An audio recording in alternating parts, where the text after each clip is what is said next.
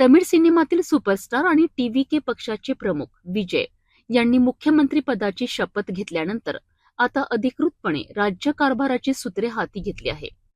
चेन्नईतील तमिळनाडू सचिवालयात पोहोचत विजय यांनी मुख्यमंत्री म्हणून पदभार स्वीकारलाय.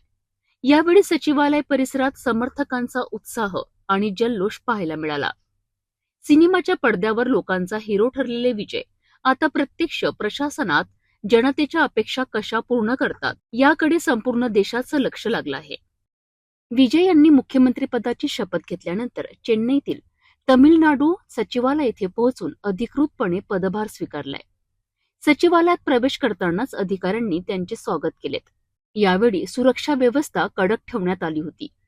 मुख्यमंत्री पद स्वीकारल्यानंतर विजय यांनी वरिष्ठ अधिकाऱ्यांसोबत प्राथमिक बैठक घेत प्रशासनाच्या कामकाजाचा आढावा घेतल्याची माहिती समोर येत आहे. राजकीय विश्लेषकांच्या मते तमिळनाडूच्या राजकारणात हा मोठा ऐतिहासिक क्षण मानला जातोय.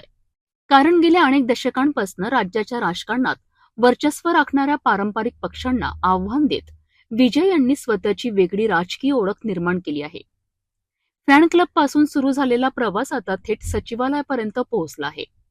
विजय यांच्या समर्थकांनी सचिवालयाबाहेर मोठ्या प्रमाणात जल्लोष केला. फटाके, घोषणाबाजी आणि विजय यांच्या पोस्टर्सनी परिसर दणाणून गेला होता.